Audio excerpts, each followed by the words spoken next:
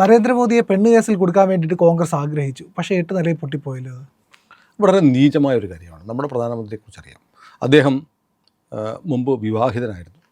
പിന്നീട് അദ്ദേഹം സമൂഹത്തിന് വേണ്ടി ജീവിക്കാൻ ഇറങ്ങി അതിൻ്റെ സന്യാസം പോലെയുള്ള തൻ്റെ ജീവിതം തിരഞ്ഞെടുപ്പോൾ ഭാര്യയുമായുള്ള ബന്ധം വിച്ഛേദിച്ചു. നമുക്കറിയാം, നമ്മുടെ കേരളത്തിൻ്റെ യുഗപ്രഭാവനായ ശ്രീനാരായണ ഗുരുദേവനും ഇങ്ങനെ വിവാഹിതനായിരുന്നു അല്ലേ. പിന്നീട് സന്യാസമാണ് തൻ്റെ മാർഗം എന്ന് കണ്ടിട്ട് വിവാഹബന്ധം ഉപേക്ഷിച്ച് പോയ ആളാണ് ഗുരുദേവൻ. ഗുരുദേവൻ്റെ ഭാര്യയെക്കുറിച്ച് ആരും പറയാറില്ല. മോദിയും ഏതാണ്ട് ആ ഒരു മാർഗം സ്വീകരിച്ച ആളാണ്. എന്നാലും മോദിയുടെ ഭാര്യ എവിടെ, ഭാര്യയെ നോക്കാത്തവൻ എന്നൊക്കെ പറഞ്ഞ് കളിയാക്കുന്ന ആളുകളുണ്ട്. കാരണം അദ്ദേഹം ഒരു സന്യാസിയാണ്, രാജർഷിയാണ് അല്ലേ. രാജർഷിമാർ നമ്മുടെ രാജ്യത്തുണ്ടായിട്ടുണ്ട്. ഋഷിമാരായിരുന്ന രാജാക്കന്മാരായിട്ട് ഋഷിമാരായവർ. ഇപ്പോൾ നരേന്ദ്രമോദി എറണാകുളത്ത് വന്നു. ലാസ്റ്റ് വന്നപ്പോൾ എറണാകുളം ഗസ്റ്റ് ഹൗസിലാണ് താമസിച്ചത്. ഓർമ്മിക്കുന്നില്ലേ, ശ്രീരാമക്ഷേത്രത്തിൻ്റെ ഉദ്ഘാടനത്തിന് പോകാനുള്ള വ്രതത്തിലായിരുന്ന മോദി വന്നിട്ട് എറണാകുളം ഗസ്റ്റ് ഹൗസിൽ താമസിച്ച് വെറും തറയിൽ ഷീറ്റ് വിരിച്ചാണ്. വാർത്തകൾ വന്നു. അദ്ദേഹം ആരെയും കാണിക്കാനൊന്നുമില്ല, അദ്ദേഹത്തിൻ്റെ വ്രതം വെറും തറയിൽ കിടക്കുന്നു. അങ്ങനെ ഒരു സന്യാസ തുല്യമായ ജീവിതം നയിക്കുകയും തൻ്റെ രാഷ്ട്രീയ ദൗത്യം കഴിഞ്ഞിട്ട് ഹിമാലയത്തിൽ പോയി തപസ് ചെയ്യണം എന്നാഗ്രഹിക്കുകയും ചെയ്യുന്ന ഒരു മഹർഷി തുല്യമായ ജീവിതം നയിക്കുന്ന ആളാണ് നരേന്ദ്രമോദി. അദ്ദേഹത്തെക്കുറിച്ച് ഇത്ര നീചമായി, അതായത് പ്രിയൻ പറഞ്ഞതുപോലെ നീചമായി ചിന്തിക്കാൻ ആർക്കെങ്കിലും കഴിയുമെങ്കിൽ കോൺഗ്രസ്സുകാർക്ക് മാത്രമാണ്. കോൺഗ്രസിൻ്റെ മഹാരാഷ്ട്ര മുഖ്യമന്ത്രിയായിരുന്ന പൃഥ്വിരാജ് ചൗഹാനാണ് പറഞ്ഞത്, ഇന്ത്യയിൽ ഒരു രാഷ്ട്രീയ ബോംബ് പൊട്ടും. ഇന്ത്യയിലല്ല, ഒരു രാഷ്ട്രീയ ബോംബ് പൊട്ടും, അത് ഇന്ത്യയിൽ പൊട്ടിത്തെറിയുണ്ടാവും.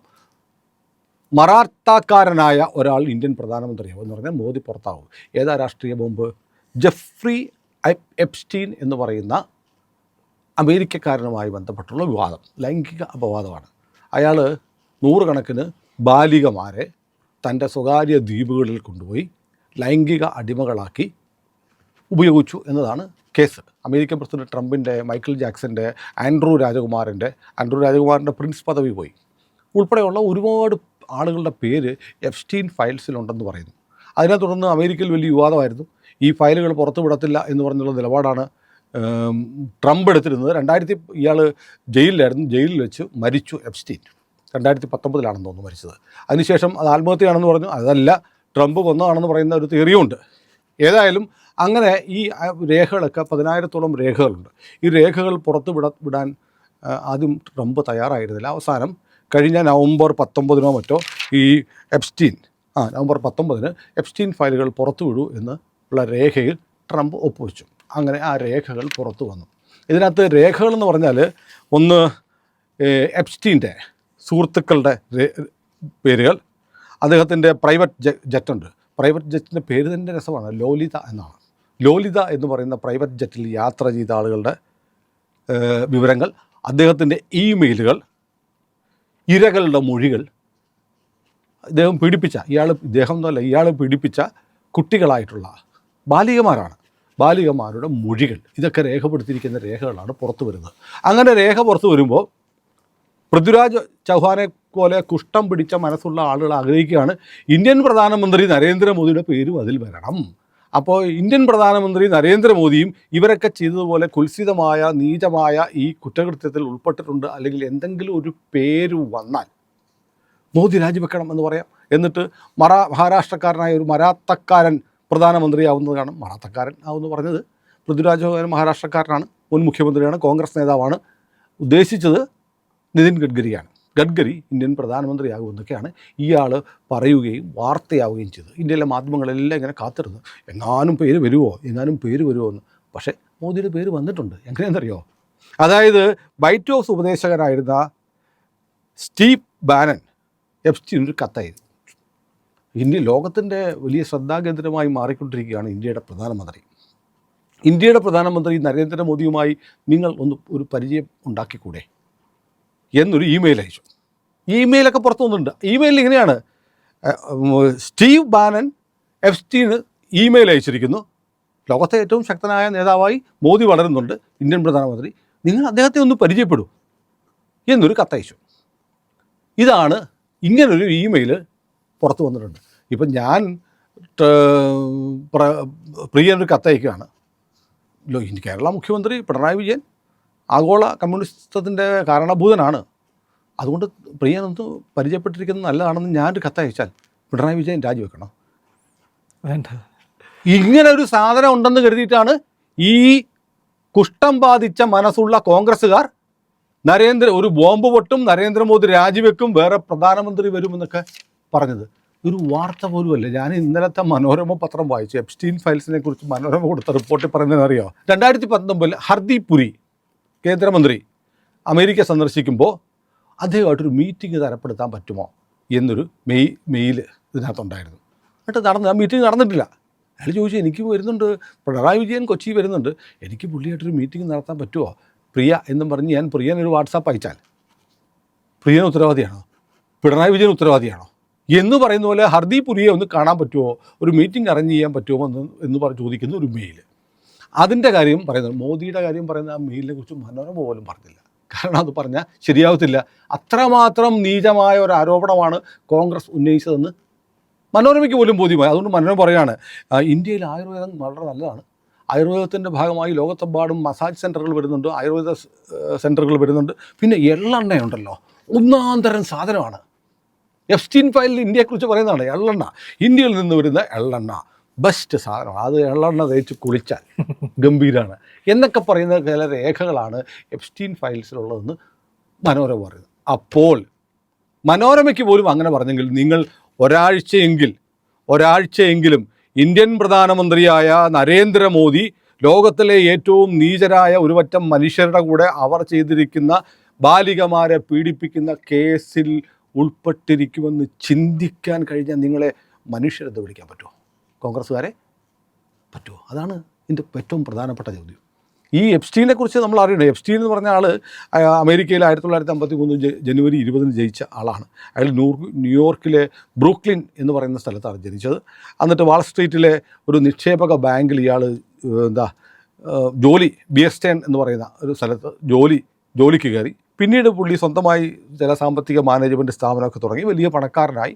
പിന്നെ US 2 ദ്വീപൊക്കെ വാങ്ങി. 2 ദ്വീപുകൾ വാങ്ങി. ഒന്ന് ലിറ്റിൽ സെൻറ്റ് ജെയിംസ് എന്ന ദ്വീപ്.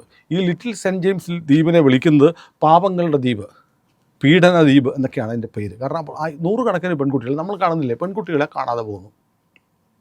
കാണാൻ പോകുന്ന പെൺകുട്ടികൾ എത്തുന്നത് സെക്സ് റാക്കറ്റിൻ്റെ കയ്യിൽ, അവയവ മാഫിയയുടെ കയ്യിൽ, ഭിക്ഷാടന മാഫിയയുടെ കയ്യിലൊക്കെ എത്താറുണ്ട്. അതുപോലെ അമേരിക്കയിലും അടക്കമുള്ള പല സ്ഥലങ്ങളിൽ നിന്നും കാണാവുന്ന പെൺകുട്ടികളൊക്കെ പോകുന്നത് എപ്സ്റ്റീൻ്റെ ഈ ദ്വീപുകളിലേക്കാണ്, തട്ടിക്കൊണ്ട് പോവുകയാണ്. അവിടെ അവരെ ലൈംഗിക അടിമകളായിട്ട് താമസിപ്പിക്കുകയാണ്. അതിൽ ഈ ലിറ്റിൽ സെൻറ്റ് ജെയിംസ്, പിന്നെ മറ്റൊരു ഗ്രേറ്റ് സെൻറ്റ് ജെയിംസ് എന്ന് പറഞ്ഞ 2 ദ്വീപുകൾ ഇയാൾക്കുണ്ടായിരുന്നു. ആ ദ്വീപിലേക്ക് ഇയാളുടെ ലോലിത എക്സ്പ്രസ് എന്ന് പറയുന്ന സ്പെഷ്യൽ ജെറ്റ് വിമാനത്തിൽ ലോകത്തിലെ വലിയ രാഷ്ട്രീയക്കാർ, വലിയ ധനാഢ്യന്മാർ, ഇന്ത്യയിലെ ഒരു വ്യവസായിയുടെ പേരുണ്ട്, അവരെയൊക്കെ കൊണ്ടുപോകും. അനിൽ അംബാനിയുടെ പേരാണ്.